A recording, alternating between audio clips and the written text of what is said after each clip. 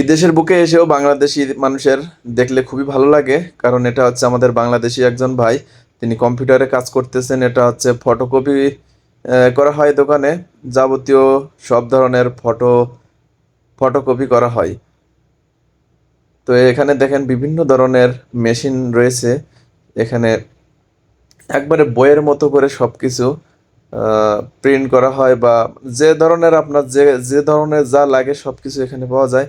তো মাশাল্লাহ, আমিও এখানে গেছিলাম। আমার কপিলের বউ বলছিল একটা ফটোকপি করে নিয়ে আসতে। তো তার জন্য এখানে এখানে আসা আমার আর কি। তো দেখেন বিভিন্ন ধরনের সরঞ্জাম রয়েছে এখানে। তো আমার জিনিসটা হচ্ছে, আমি প্রথমে ওনাকে হোয়াটসঅ্যাপ করে দিলাম কম্পিউটারে। তো এখন উনি কম্পিউটার থেকে মেশিনের মাধ্যমে ওটা বাহির করবে। তো তার মাধ্যমে আর একটু দেখে নিই, তার দোকানে কিন্তু আরো বিভিন্ন ধরনের জিনিসপাতি রয়েছে।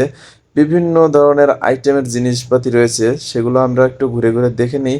তার মধ্যে উনি কম্পিউটার থেকে একটু ট্রান্সফার করে মেশিনে দিয়ে দিক। তো এই দেখেন মাশাল্লাহ, অনেক রকমের জিনিসপাতি রয়েছে। সবগুলো কিন্তু আমার কাছে অত্যন্ত ভালো লেগেছে, কারণ তাদের মেশিন দিয়ে কিন্তু তৈরি হয়। এখানের যে বাংলাদেশে যেরকম স্প্রিনের মতো খাতা পাওয়া যায় যেগুলা, ওই ধরনের খাতা কিন্তু এখানে এরা নিজস্ব মেশিন দ্বারা তৈরি করে থাকে। এই যে দেখেন কম্পিউটার দিয়ে মেশিনে দিয়ে দিয়েছে, এখন মেশিন থেকে বাইর হচ্ছে। তো দুঃখের বিষয়, এখানে একটু সমস্যা হয়েছিল। ভাইটার মেশিনটা একটু ডিস্টার্ব দিয়েছিল, এজন্য এইগুলা একটু সমস্যা হয়ে গেছে। তার জন্য দেখেন ভাইটার একটু কষ্ট হয়ে গেল বেশি। তো দেখেন কত সুন্দর একটি কলম, যার মাধ্যমে লিখতে অনেক ভালো লাগে। আমিও একটু ট্রাই করছিলাম, খুবই ভালো লাগছে আমার কাছে।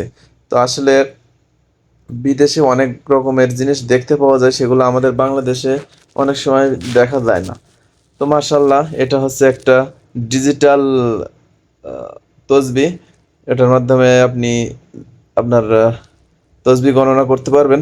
এবং এই যে দেখেন বিভিন্ন ধরনের মেশিন। এই যে ভাইয়ের সে মেশিনটা খারাপ হয়ে গেছিল বলছিলাম, দেখেন পেপারটা একটা আটকে গেছিল ভিতরে, এই জন্য সে ভাইটির একটু কষ্ট হয়ে গেছে বেশি। তো আবারও ভাইটি কিছু সময় মেরামত করার পরে ঠিক করে ফেললো। এখন কিন্তু তার সব পেপার বাইরে হয়ে গেল।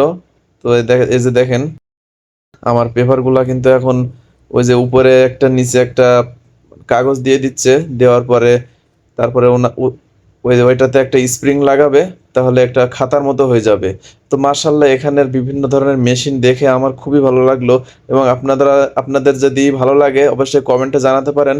এই যে দেখেন বইয়ের মতো করে সিস্টেম করে দিচ্ছে।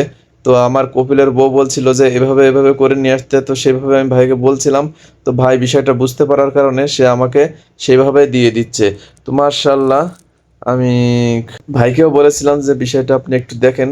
তো ভাই খুব সুন্দর করে আমার সাথে মানে কথা বলছিল এবং তার কাজ কাম চালাচ্ছিল। তো আমিও ভাইয়ের প্রতি খুবই ভালোবাসা দেখাইছিলাম। ভাইও খুবই ভালো মানুষ, ভালো মনের একজন মানুষ। তো ভাই আমাকে বলছিল কতদিন আইছো, কিভাবে দিন চলতেছে, প্রবাস জীবন কেমন কাটতেছে, আগে কি করছিলাম না করছিলাম সব জানার পরে ভাইয়ের কাছে আমি কিছু জিজ্ঞাসা করছিলাম। ভাইও আমাকে একটু মানে উপদেশ দিল আর কি। সে যেহেতু সে অনেক দিন হয়ে গেল প্রবাসে, তার জন্য সে আমাকে একটু উপদেশ দিল। আমিও বললাম ভাই ঠিক আছে, আপনার কথা মতো চলবো ইনশাল্লাহ। আল্লাহ তাআলা রহম করলে আমিও আপনার কথা মতো চলবো। আল্লাহ জানো বা সকল প্রবাসীদের দিনগুলো ভালো কাটায় এবং মনের আশা পূরণ করে। তার জন্য ভাইকে একটু বলছিলাম। এই যে দেখেন আমার সে ফটোকপি পেপারগুলো কত সুন্দর করে দিয়ে দিল।